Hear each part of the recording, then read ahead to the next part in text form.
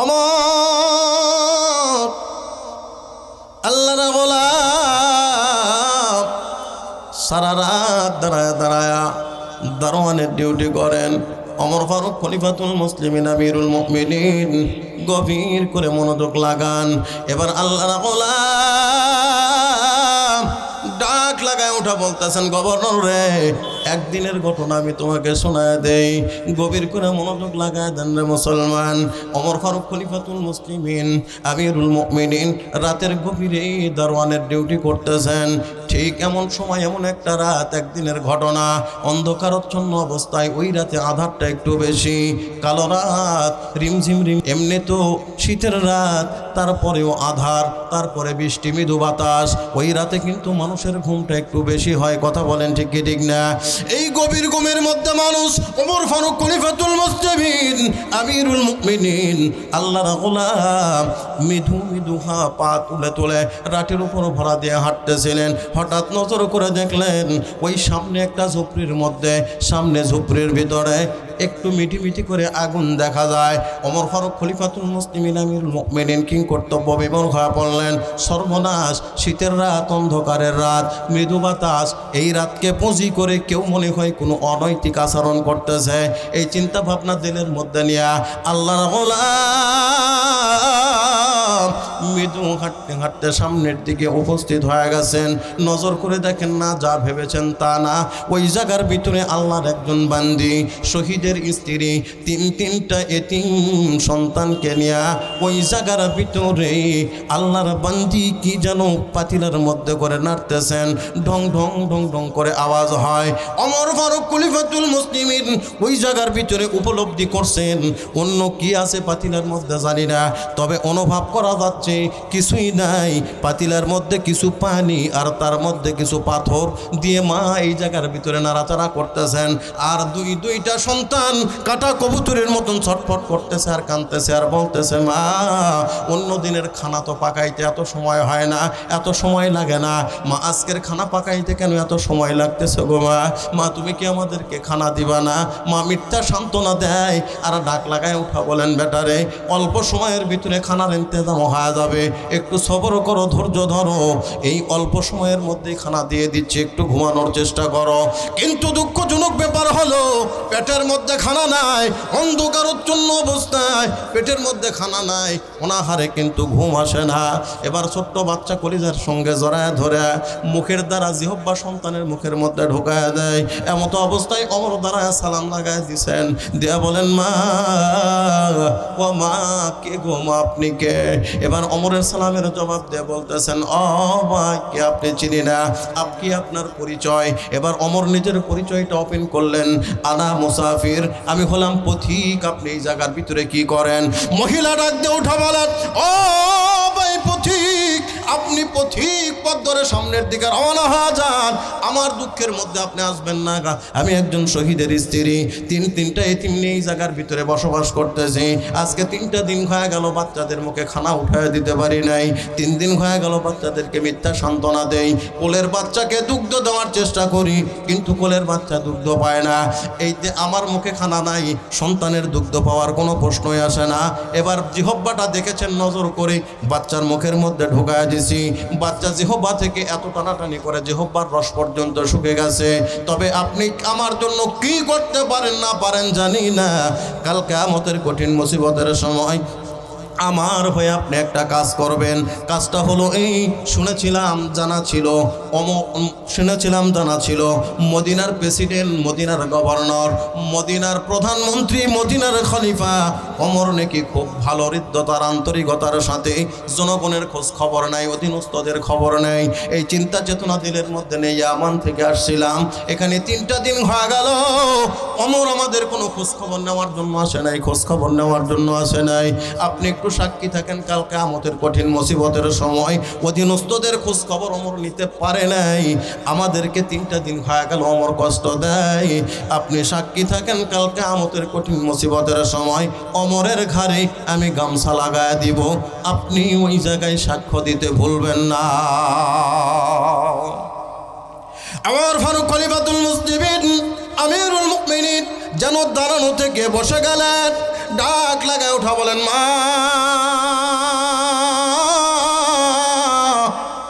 Tension করেন না, পেরেশানির কোনো কারণ নাই, একটু ধৈর্য ধরেন দেখি আমি আপনার জন্য কি করতে পারি। এবার ওমর এক দৌড় লাগাই দিলেন বাড়ির দিকে। আব্দুল্লাহর মা তথা ওমরের স্ত্রীকে ডাক লাগায় উঠা বলেন, আব্দুল্লাহর মা রে, বাড়ির মধ্যে নগদ কোনো খাবার আছে নাকি দে, তোর ওমর হালাকার ধ্বংস হয়ে গেছে। আব্দুল্লাহর মা ডাক দিয়ে উঠা বলেন, অগো ওমর, অগো আমিরুল মুমিনিন, অত ব্যস্ততার সাথে দৌড়ঝাঁপ করা লাগবে না, বলে তাড়াতাড়ি দে, জিন্দেগি ফৌত হয়ে গেল। এবার মুসলমান বন্ধুরা, বাইতুল মালের জিম্মাদার ওমরের রাখাল, ওমরের রাখা একজন গোলাম বাইতুল মালের জিম্মাদার আসলামকে ডাক লাগায় উঠা বলেন, আসলাম রে, ঘরের দরজা খুলে দে, আটার বস্তা মাথার উপরে উঠায় দে। এবার আসলাম ডাক লাগায় উঠা বলেন, আমিরুল মুমিনিন, কি বলেন আপনি? আটার বস্তা আপনি নেবেন কেন? আপনি আমার মুনিব, আমি আপনার গোলাম। আসলাম ওমরের এমন গোলাম, আসলামকে বারবার ওমর আজাদ করে দিয়েছেন। আসলামের বক্তব্য হলো, আমিরুল মুমিনিন, আপনি আমাকে যতই আজাদ করেন আমি আজাদ হব না, আপনারই গোলামি করতে থাকব। মুনিব হিসাবে ওমর কেমন মুনিব ছিলেন, যতই আজাদ করেন আমি আপনারই গোলামি করব। দে আটার বস্তা উঠায় দে। ওমরকে যখন আটার বস্তা উঠার কথা বলেন, ডাইকা উঠা বলেন, আমিরুল মুমিনিন, বস্তা কোথায়, কিভাবে, কেমনে পৌঁছাইতে হবে আমারে বলেন, আমার ঘরে নেই, আপনি নেবেন কেন? ওমর ডাইকা কয়, ও ইসলাম, কাল কিয়ামতের কঠিন মুসিবতের সময়, যেই দিন সন্তান বাবার কোনো কাজে আসবে না, বাবা যেদিন সন্তানের কোনো কাজে আসবে না, সেও গর্ভধারিণী মা যখন সন্তানের কোনো কাজে আসবে না, মা যখন সন্তানের কাজে আসবে না, সন্তান মায়ের কাজে আসবে না, ওই কঠিন থেকে কঠিনতর দিন তুই কি আমার বদির বোঝা বহন করবি? ওমরের কথার উত্তরে আসলাম বলেন, না, তা তো করা সম্ভব হবে না। তাই যদি না হয় তাহলে আমার বোঝা আমাকেই বহন করতে দে। অর্ধ পৃথিবী করিত শাসন, তালি দেওয়া জামা গায়ে, আটার বস্তা পিঠে করে নিয়া সে দিত দুস্থ মায়ে। অর্ধ পৃথিবী করেছে শাসন, ধুলার তক্তে বসি, খেজুর পাতার প্রাসাদ খানি তাহার বারে বারে গেছে খুশি। দিলের মধ্যে ভয় কার? আরেকটু জোরে খন। আল্লাহর আদালতে দ্বারা হিসাব দেওয়া লাগবে, হিসাবের মাঠ বড় কঠিন। দৌড়ায় আসলাম পিছন থেকে বলে, আমিরুল মুমিনিন, যেতে যখন হবেই তো আস্তে আস্তে যান, এত দ্রুত কেন? এ মুসলমান, গভীর করে মনোযোগ লাগায় দেন। এবার ওমর ডাইকা উঠা বলেন, আসলাম রে, জুড়ে আয়, নবীর মুখে বলতে শুনেছি আমি ওখানে পৌঁছার আগে যদি মালাকুল মাউত সে ওমরের সামনে হাজিরা দেয়, ওমরের জিন্দেগি হালাক হয়ে যাবে, ধ্বংস হয়ে যাবে। আসলাম, নবীর মুখে বলতে শুনেছি মৃত্যু আমাদের অনেক কাছে। আল্লাহর নবী আলীকে জিজ্ঞাসা করেছিল, আমি ওমর দাঁড়ানো ছিলাম, নবী আলীকে জিজ্ঞাসা করছিলেন, আলী রে, ও আলী, বলো তো তোমার মৃত্যুকে তুমি কত কাছে মনে করো? আলী আসরের নামাজের ওযু বানাইতে আসছিলেন। আলী ডাকতে ওঠা বলেন, নবী, মৃত্যুকে আমি আমার অনেক কাছে মনে করি। আচ্ছা বলেন তো, আলী যদি এই কথা বলে মৃত্যু অনেক কাছে, আপনাদের কাছে কি মনে হয়, মৃত্যুটা কাছে না দূরে? আলী কি বলতেছেন? আমি অনেক কাছে মনে করি। আল্লাহ রসুল বললেন, ঠিক আছে, তোমার কাছেটা কত কাছে একটু বলো তো বাবা, তোমার কাছেটা কত কাছে? আলী বললেন, ইয়া রাসূলুল্লাহ, ইয়া হাবিবাল্লাহ, মৃত্যুকে আমি এত কাছে মনে করি, এই যে ওযু বানাইছি, আসরের নামাজ আদায় করব, আমি কোনো দিন মনে করি না এই নামাজের দ্বারা, আসরের পরে ওযুর দ্বারা আবার আমি মাগরিব পড়ব, অর্থাৎ মাগরিব পর্যন্ত বাঁচবো, এটা আমি কোনোদিনও ধারণা করি না। অর্থাৎ আমার আসরটাই জিন্দেগির শেষ নামাজ, এরপরে মাগরিব পাবো, এই চিন্তাও মাথার মধ্যে আনি না। আচ্ছা বলেন তো, আলী যে কথাটা বলল, নবী এতে খুশি হওয়ার কথা নাকি? মুসলমান, নবী মৃদু ধমক দিলেন, দিয়ে বললেন, রে বেটা, মানুষ মৃত্যুকে কি এত দূরে মনে করে? মৃত্যুকে কি এত দূরে মনে করে? আলী অবাক চিত্তে চেয়ে আসেন, ইয়া রাসূলুল্লাহ, মৃত্যু কি আরো কাছে? বলে, হ্যাঁ বেটা রে, বরং সে তুমি এটা মনে করো, যেই নামাজটা তুমি আদায় করতেছ, এই নামাজে ডান দিকে সালাম ফিরাইছ, বাম দিকে সালাম ফিরানোর সুযোগ তোমাকে দেওয়া হবে না। মৃত্যু তোমার এত কাছে। ইসলাম চল, আর বিলম্ব করিস না। যদি মৃত্যু এসে আমাকে ছুঁয়ে দেয় রে, আল্লাহর আদালতে দাঁড়ায় দাঁড়ায় আমি ওমর কি হিসাব দিব? এবার আটার বস্তাখানা মায়ের সামনে ফালায়া ওই যে এতিম দুইজনকে কোলের ওপর উঠায় নেয়া, নিজ হাতে যখন ওমর খাওয়ায়, এতিমগুলা ফোপড়ায় ফোপড়ায় কান্দে, আর মার কাছে বলতে থাকে, মা গো, এই তো না তুমি বলছিলে আমাদের কান্না কেউ শুনবে না, আমাদের কান্না শোনার কেহ নাই। দুনিয়ার কোনো মানুষ আমাদের কান্না না শুনলেও আরশের মালিক আমাদের কান্না শুনেছে গো মা। আরশ থেকে আমার আল্লাহ ফেরেশতা পাঠায় দিছে আমাদের কাছে খানা নেয়া, খানা খাওয়ানোর জন্য। চিৎকার দিয়ে বলা যাবে কি সুবহানাল্লাহ। আমার ফারুক খলিফাতুল মুসলিমিন আমিরুল মুমিনিন বাচ্চাগুলিকে সান্ত্বনা দেয়া, বাচ্চারা খায়, গেট থেকে দাঁড়ায় দাঁড়ায় দেখে, পিছন দিক থেকে আসলাম ডাক লাগায় দিছেন, ওগো আমিরুল মুমিনিন, রাত তো পোহায়া গেল, ফজর হয়ে গেছে, মসজিদ নববীর ভিতরে আজান হয়ে গেছে, আপনি তো শুধু প্রেসিডেন্টই নন, আপনি তো শুধু প্রেসিডেন্টই নন, মসজিদে নববীর ভিতরে জামাত অনুষ্ঠিত হবে, আপনি মসজিদে নববীর ইমামও বটে। আপনি তো শুধু প্রেসিডেন্টই নন, আপনি তো মদিনা মসজিদের ইমামও বটে। আপনি গেলে কি হবে? নামাজ অনুষ্ঠিত হবে। মুসলমান ভাইরা আমার, গভীর কোণে মনোযোগ দেন।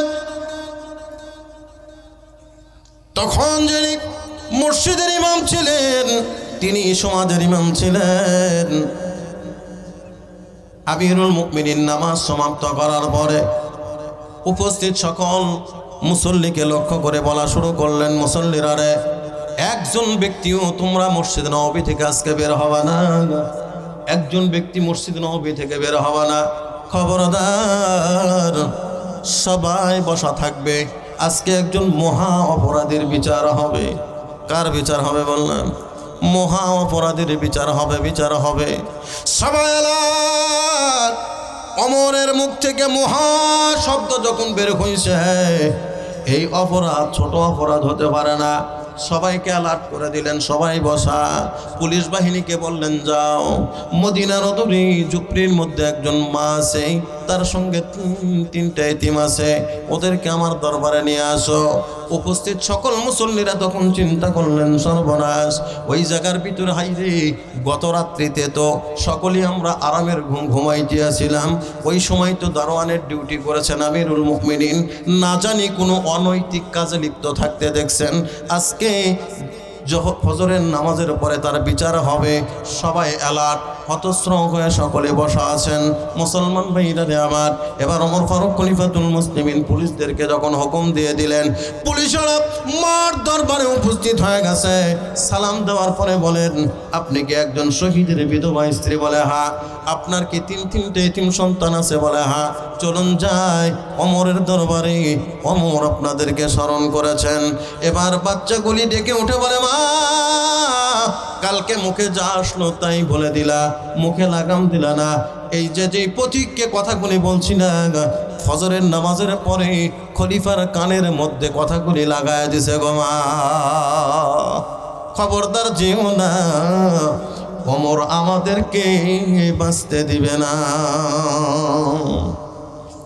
ওরা ওমরকে চোখে যদিও বা কোনোদিন না দেখেছে, ওমরের গুণ সম্পর্কে তাদের যথেষ্ট ধারণা ছিল। কথা বলেন ঠিক কি ঠিক না? মুসলমান, ওমর এক রাস্তা দিয়ে যদি হেঁটে যায়, ওই রাস্তা দিয়া শয়তান কয়দিন পর্যন্ত হাঁটে না। আরেকটু জোরে বলেন, কয়দিন? এত রাগান্বিত সাহাবী ছিলেন, এত গরম। নবীজি দুইজন সাহাবীকে সম্মান করে সম্বোধন করতেন, একজনকে নরম মিয়া বলতেন, একজনকে গরম মিয়া বলতেন। আল্লাহু আকবার কোন। যেহেতু দুই সাহাবী দরদের নবীর শ্বশুর ছিলেন, ইসলামের 4টা খলিফা ছিলেন। ইসলামের কয়টা খলিফা বললাম? 4 খলিফার মধ্যে নবীজির শ্বশুর ছিলেন 2 খলিফা, আর জামাই ছিলেন 2 খলিফা। প্রথম 1 নম্বর 2 নম্বর ছিলেন শ্বশুর, আর 3 নম্বর আর 4 নম্বর ছিলেন জামাই। প্রথম আবু বকর, দ্বিতীয় ওমর, 2 জন শ্বশুর, তৃতীয় ওসমান, চতুর্থ আলী হলো রাসূলের জামাই।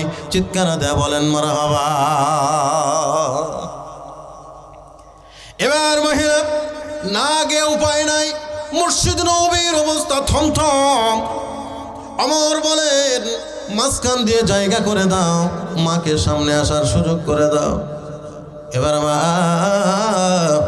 যখন মসজিদে নববীর মাঝ বরাবর দাঁড়াইছেন ওমর সামনে, গতকালকে রাতে দেখা চেহারা, এত তাড়াতাড়ি তো ভুল হবে না, কথা বলেন ঠিক কি ঠিক না?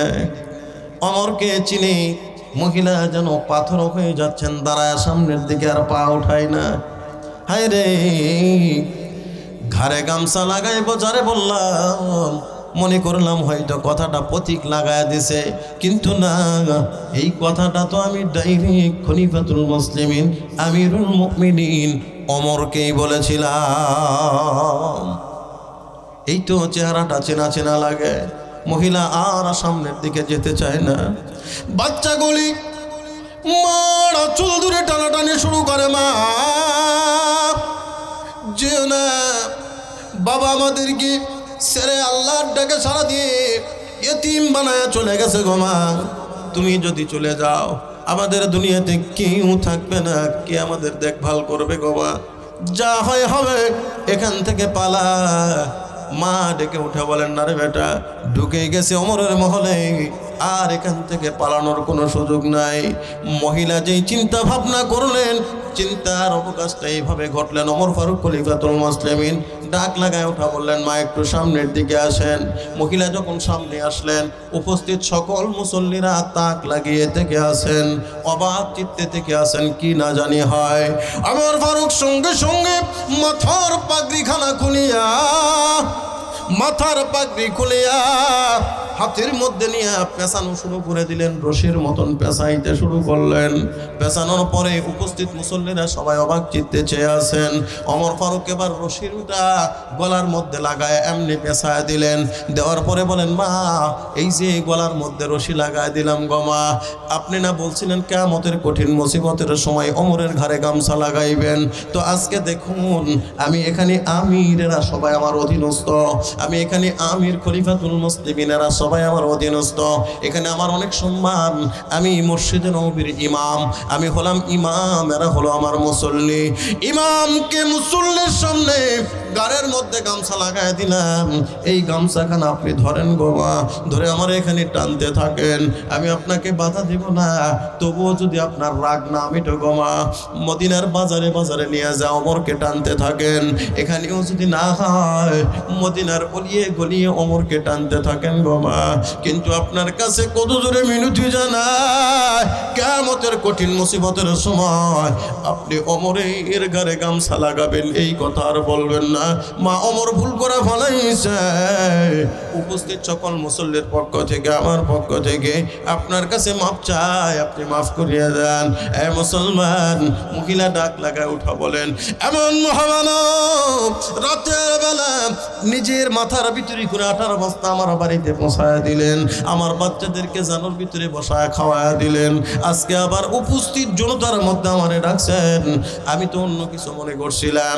এই জায়গায় আপনি যখন আমার কাছে মাপ চান, জানগো আমিরুল মুমিনিন, কিয়ামত তো অনেক দূরে, আমি আমার এতিম সব আপনারে দুনিয়াতেই মাফ করে দিলাম।